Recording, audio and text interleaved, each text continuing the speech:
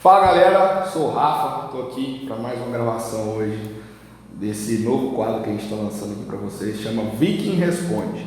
No Instagram eu vou abrir uma caixinha de perguntas frequentemente, praticamente semanalmente, e aí a galera vai fazer as perguntas e a gente vai selecionar as melhores para estar esclarecendo aqui no nosso canal. Então, quem puder, curte, compartilha esse vídeo, que assim vocês ajudam o canal a crescer. Vem com a gente!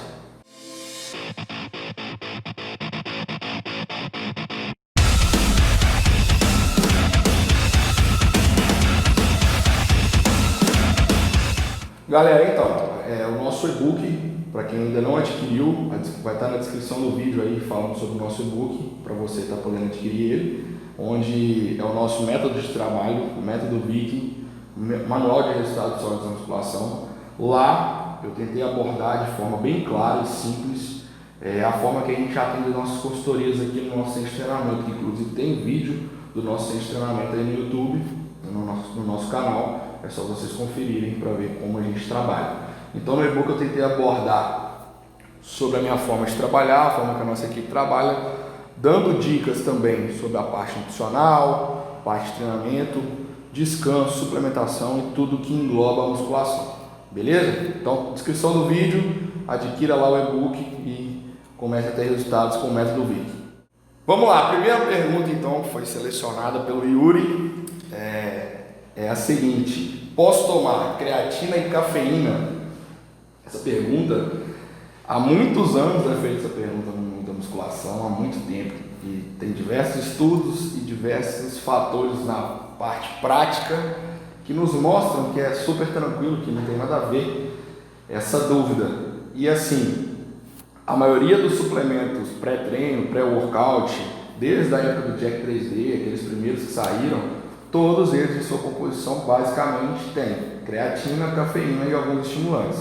Então não tem nenhum problema de você fazer ingestão desses dois componentes juntos, a não ser que você seja intolerante a algum deles, alguma coisa do tipo, mas um indivíduo comum que não tem nenhum problema de saúde, tudo ok, não teria problema nenhum e só vai ter benefício de estar utilizando essa suplementação. Sobre suplementação, mais uma pergunta que fizeram é a seguinte, e é uma pergunta muito comum também. Qual a dose de creatina que a pessoa deve utilizar? Qual a dose de creatina que eu devo utilizar? Isso vai variar bastante pela estratégia do seu treinador, a estratégia que você vai estar utilizando. Só que uma dose comum de creatina seria de 5 gramas. Atletas profissionais, eu já vi casos de usarem até 50 gramas de creatina. Tem atleta que usa até várias vezes durante o dia. Já aproveito para responder também sobre a saturação de creatina. Tem até uma pergunta aqui a respeito. Se é necessário fazer a saturação. O efeito da creatina, ela age por um efeito crônico, não é um efeito agudo, então não é momentâneo. Não é assim que você faz a injeção da creatina, você já colhe os seus benefícios. Então, com esse efeito crônico, você precisa de acumular creatina como estoque.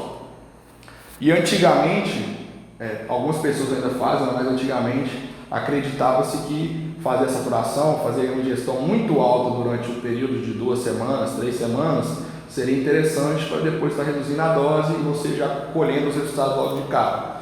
Só que na prática, nós já sabemos que não tem necessidade de fazer essa saturação. O excesso do seu corpo muitas vezes não vai ter nem condições de absorver essa creatina e você vai estar acabando desperdiçando dinheiro, desperdiçando produto.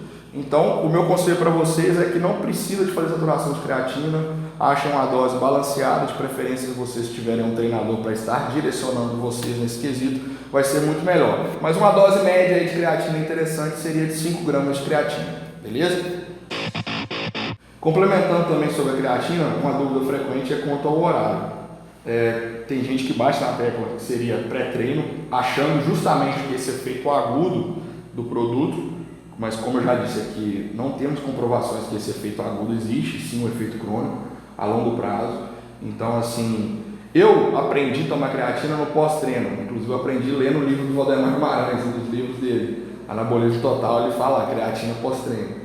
Então eu já tenho, eu sou meio que metódico nesse quesito, mas você pode usar em qualquer horário do dia. Tem atleta que usa até entre refeições, faz alguns shakes e tal durante o dia. Mas eu aposto aí no pós-treino, no momento de recuperação e sem fazer saturação. Uma outra pergunta que chegou pra gente aqui, que é uma pergunta que chega a ser até polêmica, devido às recentes postagens e recentes estudos que têm saído a respeito do BCA. A pergunta é a seguinte: se a pessoa deve suplementar com BCA, se compensa suplementar com BCA.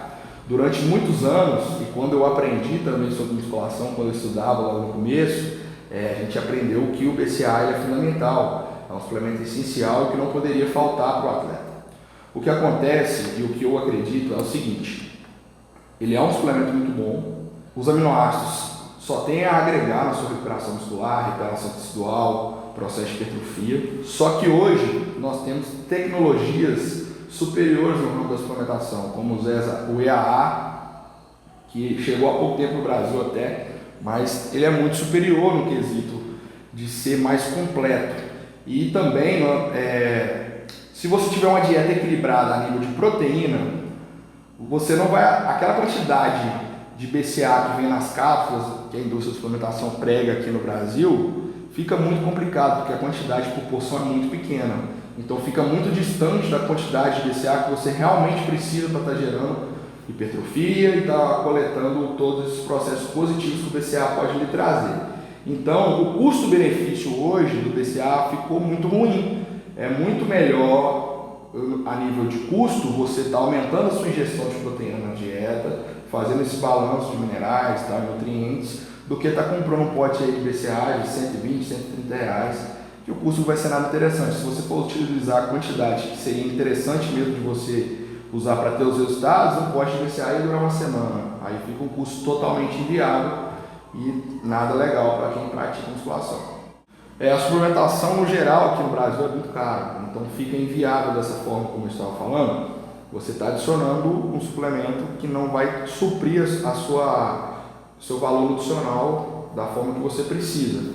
Então vamos, por exemplo, o próprio frango, qualquer proteína que você fizer uma ingestão, vai ter muito mais aminoácidos, BCAAs e a cadeia completa de aminoácidos do que o próprio produto, suplemento que eles estão vendendo no mercado, com um valor absurdo.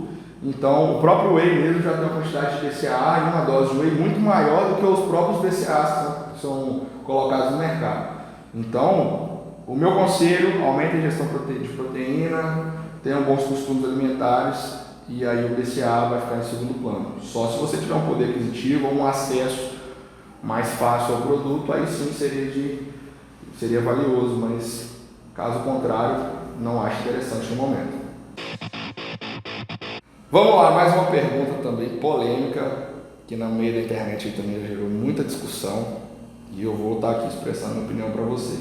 Dieta flexível funciona? Devo fazer dieta flexível? Vamos lá. Tem alguns fatores que vão pesar isso aí. A dieta flexível, ela funciona? Funciona até certo ponto. Por quê? Por que eu penso dessa forma? Porque não é só contar os macros. O seu corpo passa por vários processos fisiológicos para poder metabolizar, para poder gerar hipertrofia, gerar definição muscular, termogênese. São vários processos e isso é multifatorial. Então eu não tenho como estipular que se eu contar os macros, tipo assim, uma quantidade de carboidrato, proteína e gordura, por exemplo, é só contar aqueles macros ali, comer de qualquer jeito e não levar em considerações, por exemplo, os níveis de insulina, resistência à insulina, níveis hormonais no contexto geral. Isso, índice glicêmico, num nível mais alto, isso vai fazer muita diferença. Para uma pessoa que está iniciando, por exemplo, a pessoa tem um problema de obesidade, ou a pessoa tem um problema que ela não consegue perder uma gordurinha ali que ela gostaria de perder e ela nunca fez dieta, eu acho que é a forma mais fácil da pessoa compreender de como melhorar os hábitos alimentares, de como entender como funciona o processo de montar uma dieta e tal. A dieta flexível te dá uma noção a respeito disso, só que ela é muito perigosa nesse quesito da pessoa se perder. Nesse lance de tipo trocar um sorvete e uma refeição de proteína, achar que porque tem a mesma quantidade de proteína, talvez o sorvete vai ser melhor do que fazer uma ingestão de vitaminas, minerais riquíssimos que tem, por exemplo, um arroz, frango, salada e tal. Então, é isso que pesa. Eu acredito na dieta flexível como uma estratégia para uma pessoa iniciante. Aí sim, pode ser até válido. Mas, por exemplo, como eu trabalho na consultoria, eu não gosto de flexibilizar muito a dieta. Porque se eu flexibilizo demais, a pessoa nunca vai perder aquele vício. Por exemplo, vamos supor que a pessoa tem um vício em doce. Ah, eu sou viciado em doce. Aí, tipo assim, eu vejo algumas pessoas montam algumas estratégias assim, sempre deixando um doce todo dia ali para a pessoa de alguma forma. Até dá para encaixar, se for ver. Se for só contar os macros, a gente consegue encaixar aquele doce, aquele chocolate, alguma coisa assim. Sacrifica um pouco mais, aperta mais a dieta em alguns momentos.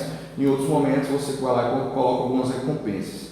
Eu não gosto muito de trabalhar dessa forma porque eu não consigo criar resistência àquele açúcar. A pessoa sempre vai viver em função daquela refeição. Então eu prefiro fazer um corte mais brusco, mas com sabedoria, tá? Então, sobre a dieta flexível, funciona para iniciantes no alto nível mesmo do esporte, falando de fisiculturismo, do nível mais hard assim. Cara, eu sinceramente não conheço nenhum atleta profissional que tenha essa prática e foi bem sucedido. Então, eu não pratico dieta flexível, não estou criticando quem faz, mas funciona até certo ponto, beleza? Qual o melhor horário para realizar o meu cardio? Pergunta que eu recebi aqui, já respondi também algumas vezes em alguns vídeos no Instagram, mas vou aqui esclarecer para vocês a minha visão a respeito desse assunto. O importante é que o cardio seja feito, independente do horário.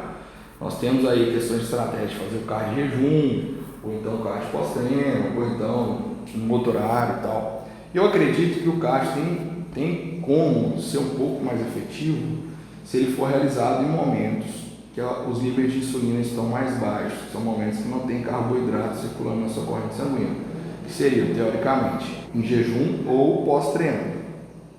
Tem que ser assim? Não tem que ser assim. Você só vai secar se você fizer nesse horário? Não. Para você perder gordura, você tem que ter déficit calórico. Claro que isso é multifatorial, tem coisas também que influenciam para você estar perdendo gordura, níveis hormonais e tal, vários outros fatores, metabólicos e tudo mais.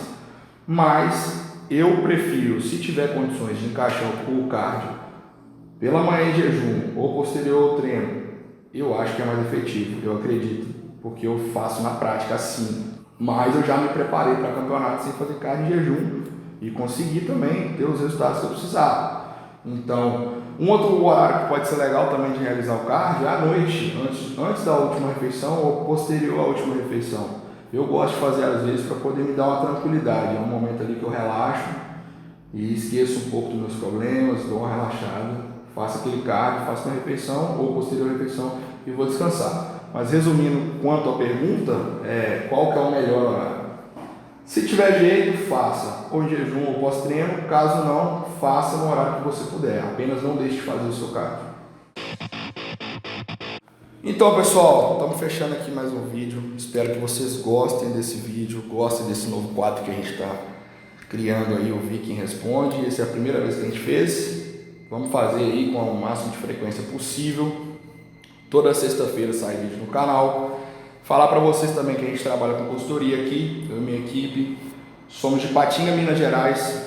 Estamos localizados aqui no bairro Iguaçu, na Avenida Altino Gonçalves, número 111. E quem não é da cidade, não é daqui próximo, trabalhamos também com consultoria à distância.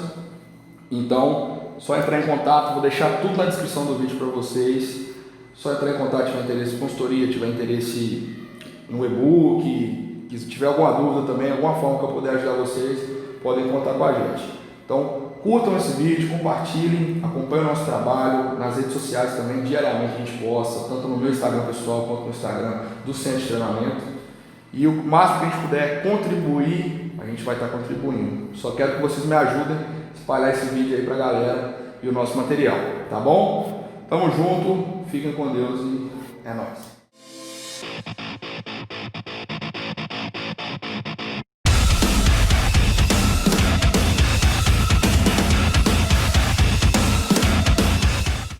Vale a pena harmonizar.